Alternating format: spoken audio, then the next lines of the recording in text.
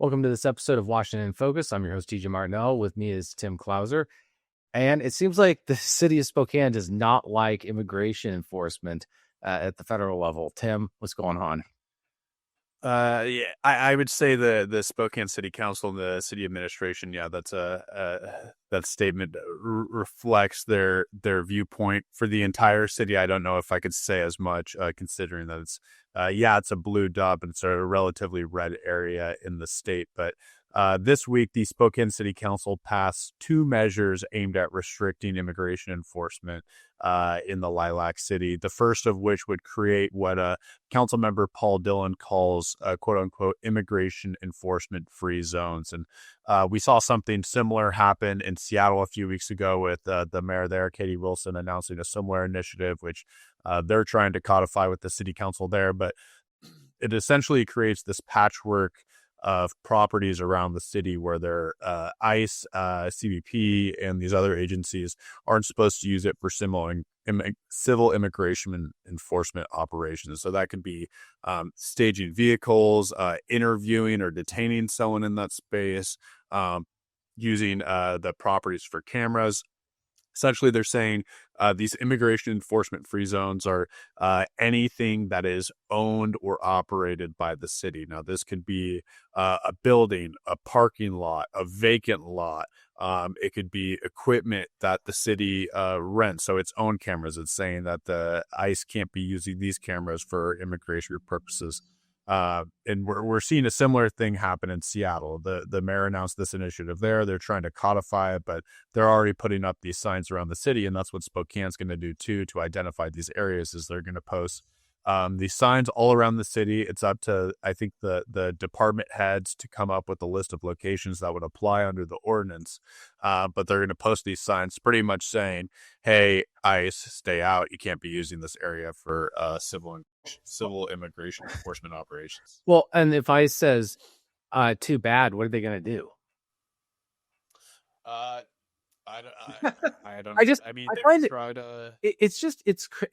one of the things that just, you know, this is so, I don't want to use, it's not intrusive, but it's just so obsessive, it would seem, for a city that it's like, do you guys not have anything else that's any other pressing matters in your city to do this?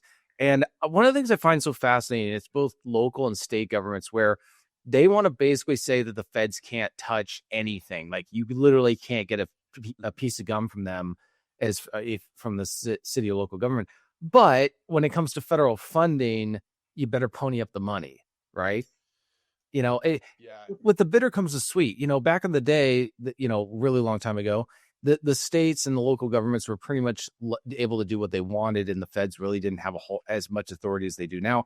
But they also weren't getting the kind of funding that state and local governments get from the federal government. I mean, the number of federal grants, if you're walking on a sidewalk in a city, chances are it was paid for in part by federal funding. So I just find it so interesting that there's this basically, you guys can't get a cup of sugar from us, but here's all these things that was paid for by the same government we don't want enforcing the law down here. This law is an expansion of a policy that the city council passed over the summer, which essentially said the same thing except for permanent events. So they didn't want ICE coming into these events in a street square and then arresting people. In response to that, ICE issued a statement last summer that pretty much said, thanks, but no thanks, saying that I think we don't really care about it. Yeah, I think there's something really, because this is what a lot of people might not know, but it's called anti-commandeering. It's this idea that local state governments don't assist federal officers or federal agencies with enforcement of federal laws. But no one, to my knowledge, nobody is claiming that immigration enforcement is illegal or unconstitutional. They're not claiming that. It's not like the president just passed a law when he got into office, changing all of our immigration policies that now makes people who are otherwise legal illegal. They were here illegally, and that is the premise on which they're being removed, and nobody's arguing about that. I mean, that nobody's denying that there's people who are being arrested or detained who are here illegally and are breaking the law. So it's amazing that they're willing to go out of their way to not assist federal and law enforcement officers with enforcing laws against people who are breaking the law. So what message does that send to the average taxpayer who has to follow the law, or they get in trouble? Mhm.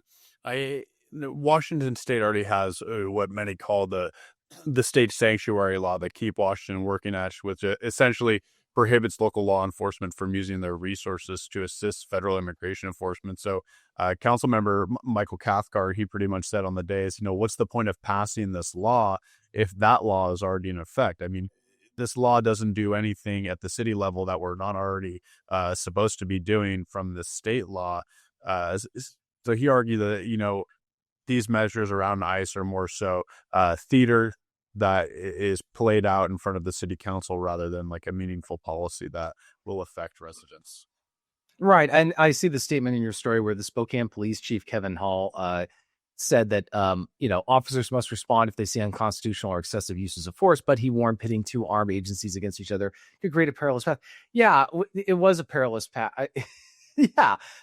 Sorry, guys, but unless there's something really bad happening and we're talking really dire, we're not going to have local law enforcement arresting or detaining federal agents. It's not going to happen. Like there's or either that or there's going to be bad stuff that goes down. And I think he's probably hinting at that. He's saying this is what the law says, but no, we're not. I'm not going to have my officers be like, because can you imagine the legal, first of all, and there's a lawsuit by the federal government. Do they really want that getting in front of the U.S. Supreme Court and have an actual ruling on these kind of policies? I don't think that anybody wants to see it go that far.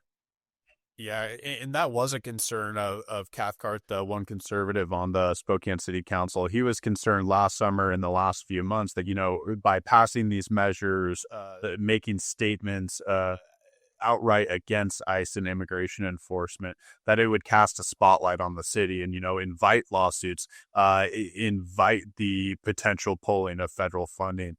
And I asked him about this a few times recently, and he said, it's not really a concern for me anymore. As much as he isn't really in favor of this legislation and he continues to vote against it, he says, the progressive majority in Spokane is done pretty much everything they could to invite ICE there or to pull federal funding, and it hasn't happened yet. So he's skeptical as to whether or not there's anything else that Spokane can do to invite federal intervention.